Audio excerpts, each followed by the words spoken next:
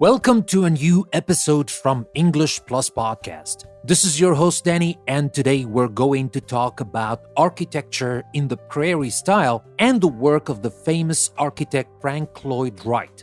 And of course, since this is a word power episode, I will also focus on 10 words from the story for you to learn and add to your permanent active vocabulary bank. But before we start, let me remind you that you can practice everything you are learning on my website, EnglishPlusPodcast.com. There's a link in the description of the episode that you can use and go to the custom post I created specifically for this episode. There you will find interactive activities, and for my subscribers on Patreon, there's also the PDF practice worksheet and the assignment related to this episode. Now, one more thing before we start. I'll just give you a heads up on what's coming to English Plus. I'm adding a lot of new benefits for my Patreon subscribers, so now is the perfect time for you to become one of my lifelong learners on Patreon. There are premium series coming up and an exclusive online course that you can access only on the website and nowhere else. I will talk more about that in the coming episodes, but you can always check the new benefits and subscribe to my Lifelong Learners Clan on Patreon and access all the exciting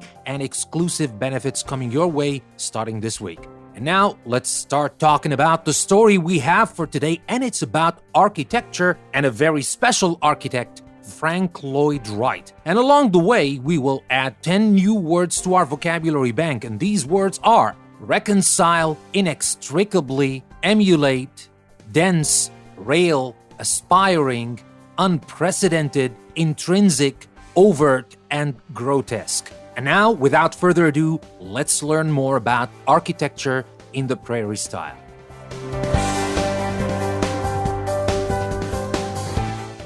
Among the arts, architecture is unique. Unlike the painter or the writer, the architect must first have a buyer and then satisfy the wishes of that client. In designing a building, the architect must reconcile his or her personal sense of art not only with the client's artistic sense, but with the client's practical needs. Perhaps because of this client-artist bond, architecture seems inextricably linked to the values and ideals of the culture that produced it. The ancient Greek emphasis on discipline and harmony is clearly visible in the balance and symmetry of the stately columns that have been emulated in so many of our courthouses and government buildings. Great architectural achievements have been historically associated with the huge and impressive structures in the midst of large, densely populated cities. However, Frank Lloyd Wright made his mark on the architectural world in the prairies of the Midwest. In fact, Wright railed against the urban architectural environment. As a young man, Wright traveled to Chicago in search of a position as an apprentice architect. In the late 1800s, there could have been no better place for an aspiring architect. The Great Chicago Fire of 1871 afforded architects the opportunity to rebuild a city, and they were doing it with unprecedented creativity and ingenuity. After spending some 6 years as a drafter, Wright set up his own practice in 1893. By 1910, he had received international recognition for his Prairie style, which emphasized the harmonious relationship that must exist between a building's form and its function. This strong sense of the intrinsic relationship between form, function, and environment can be seen in all of the houses he designed. A Frank Lloyd Wright house typically had a low, horizontal shape which blended naturally with the open prairie. This sense of natural harmony also found overt expression in Wright's use of earth colors and wood. Wright's most controversial structure is the Guggenheim Museum in New York City. This museum has been both criticized as a grotesque insult to the city and praised as one of the most remarkable feats of modern architecture. Whatever the judgment on Frank Lloyd Wright's work, he stands unequaled in his influence on modern architecture. So that was our story for today's episode. I hope you found our story interesting for today, and I hope you learned a thing or two about Frank Lloyd Wright. And now it's time for us to dig a little bit deeper in our story and extract some 10 words and add them to our vocabulary bank. And let me tell you about these 10 words we're going to talk about in today's episode. These words are reconcile, inextricably, emulate, dense, rail, aspiring, unprecedented, intrinsic, overt, and grotesque. So let's start with the very first word for today, and that word is reconcile. R-E-C-O-N-C-I-L-E, reconcile. Now, how did we use that word in context? We said, in designing a building, the architect must reconcile his or her personal sense of art, not only with the client's artistic sense, but with the client's practical needs. So, what does it mean to reconcile two things? If you reconcile two beliefs, facts, or demands that seem to be opposed or completely different, you find a way in which they can both be true or both be successful. And that is the job of the architect. The architect must reconcile his or her personal sense of art, not only with the client's artistic sense, but also with the client's practical needs. So that is the word reconcile. Now let's move on to talk about the next word, inextricably. I-N-E-X-T-R-I-C-A-B-L-Y. Let's see how we use that in context. We said, perhaps because of this client-artist bond, architecture seems inextricably linked to the values and ideals of the culture that produced it. So when something is inextricably linked to something else, what does that mean? If two or more things are inextricably linked, they cannot be considered separately. Whenever you want to think about them, you have to think about these two things together. It's like they're inseparable. That's the meaning of inextricably. And here, remember how we used that. We said architecture seems inextricably linked to the values and ideals of the culture that produced it. So you can't separate these two things. You always have to think about architecture as strongly linked, inextricably linked to the values and ideals of the culture that produced it. So that was our word, inextricably. Now let's move on to talk about the next word, emulate. E-M-U-L-A-T-E. How did we use that in context? We said the ancient Greek emphasis on discipline and harmony is clearly visible in the balance and symmetry of the stately columns that have been emulated in so many of our courthouses and government buildings. So what does it mean when you emulate something or even sometimes someone? You don't have to use it for things, of course. You can use it for things or people. So if you emulate something or someone, what does that mean? That means you imitate them because you admire them a great deal. It's not that you have to, or you're just copying someone because, yeah, it's a good idea. No, you copy this person or you imitate this person or this thing because you admire that person or that thing a great deal. So that's the meaning of emulate. That's another word to add to your active vocabulary bank. And now let's move on to the next word, dense. D-E-N-S-E. Let's see how we use that in context. We said great architectural achievements have been historically associated with the huge and impressive structures in the midst of large, densely populated cities. So when we talk about dense, what are we talking about?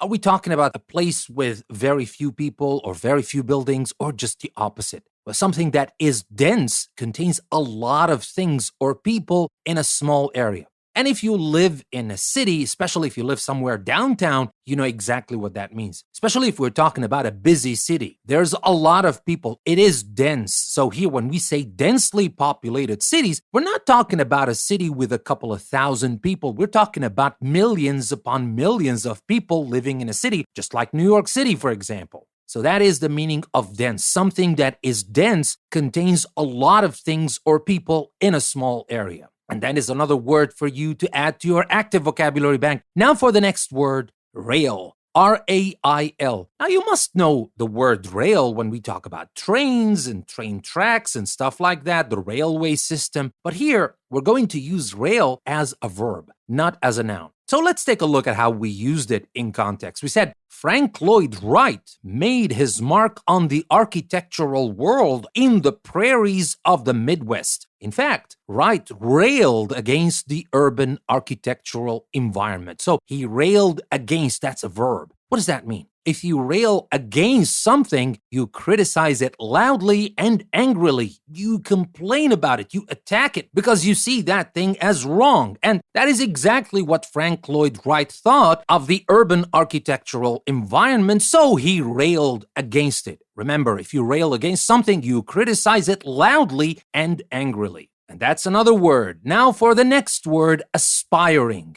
A-S-P-I-R-I-N-G.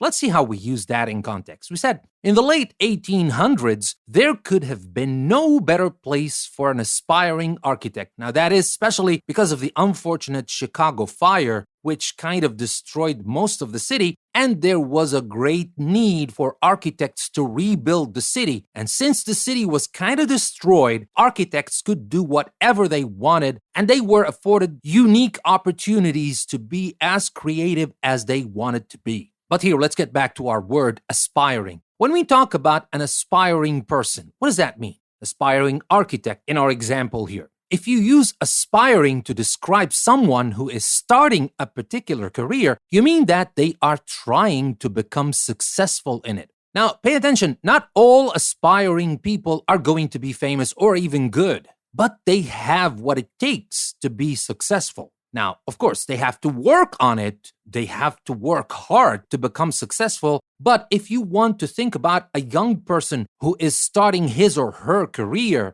and you can see that this person has the talent, has what it takes to become a successful doctor, architect, whatever, even football player or something else, you can say an aspiring footballer, an aspiring doctor, an aspiring physicist. This person has what it takes to become successful. But remember, that doesn't mean this person will be successful. Success comes from hard work. And a little bit of luck, of course. But anyway, that's our word aspiring. If you use aspiring to describe someone who is starting a particular career, you mean that they are trying to become successful in it. All right? And now for our next word, unprecedented. U-N-P-R-E-C-E-D-E-N-T-E-D. Unprecedented. It's a long word, I know, but it's a very useful word. Let's see how we use that in context. We said the Great Chicago Fire of 1871 afforded architects the opportunity to rebuild a city, and they were doing it with unprecedented creativity and ingenuity because they had the chance to do that. What is the meaning of unprecedented then? If something is unprecedented, it has never happened before. So when we talk about unprecedented, whether we're talking about a situation or something, we're talking about something that has never happened before. And this opportunity that was afforded to architects back in the day of 1871, the Great Chicago Fire,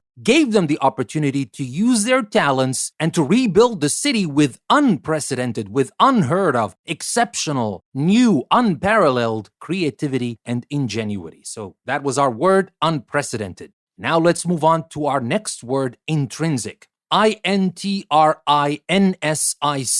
intrinsic. Let's see how we use that in context. We said this strong sense of the intrinsic relationship between form, function, and environment can be seen in all of the houses he designed. And here, of course, we're talking about Frank Lloyd Wright. But what is the meaning of intrinsic relationship?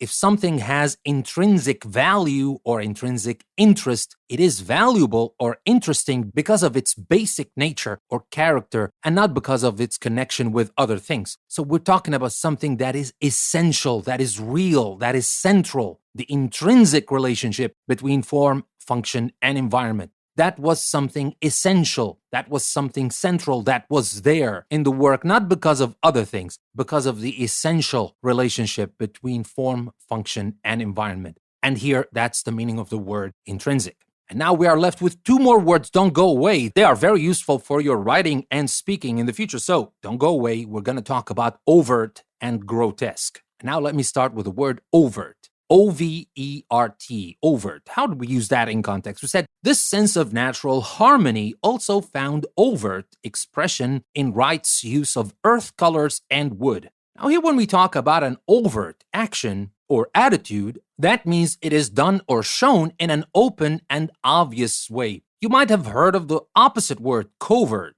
Now, covert is something that is done in secret. And especially when we talk about covert operations, the military, things you can find in a lot of movies, covert. Now, here it's just the opposite. It's overt, not covert, it's overt. It's open, it's obvious, it's public. That's the meaning of overt. And for our last word for today's episode, that is grotesque. Grotesque. Grotesque. How do we use that in context? Well, we were talking about the Guggenheim Museum in New York City. Well, what is grotesque about that? Well, that's the point. Wright's most controversial structure is the Guggenheim Museum in New York City. This museum has been both criticized as a grotesque insult to the city and praised as one of the most remarkable feats of modern architecture. So some people liked it very much and said it was one of the most remarkable feats of modern architecture, but some other people didn't like it. They actually criticized it as a grotesque insult to the city. So when we talk about a grotesque, obviously you can sense that it is not a positive word, is it? So here, grotesque insult. Well, you say that something is grotesque when it is so unnatural, unpleasant, and exaggerated that it upsets or shocks you. That's the meaning of the word grotesque. Now, that doesn't mean that you agree with this or disagree with it. It's up to you to decide whether the Guggenheim Museum is a grotesque insult to New York City or if it is one of the most remarkable feats of modern architecture. But that's why Wright's most controversial structure is the Guggenheim Museum in New York City. So our word grotesque, remember, we use it to talk about something that is unnatural, unpleasant, and exaggerated that it upsets or shocks you. And with that, we come to the last word for today's episode. Remember, we talked about architecture in the Prairie style. We talked about the architect Frank Lloyd Wright and his work. And we talked about 10 new words that you should have added by now to your vocabulary bank. But remember, that's not enough. You can practice these words, and you should. And you can do that easily if you use the link you can find in the description of the episode and go to my website, EnglishPlusPodcast.com, and use this custom post I created specifically for this episode with a lot of interactive activities. And for my subscribers on Patreon, of course, there's also the PDF practice worksheet and the assignment where you can even practice more and make sure you never forget these words. And of course, as I mentioned at the beginning of this episode, there's a lot more coming your way if you decide to subscribe on Patreon and become a lifelong learner. And with that, we come to the end of this episode. Don't forget to check my website, EnglishPlusPodcast.com, not only for this episode, but for other learning opportunities. And there are a lot of learning opportunities there. Just go there, check it out, and I promise you will enjoy it and you will learn a lot from it. And that'll be all for today. This is your host, Danny. Thank you very much for listening to another episode from English Plus Podcast. I will see you next time.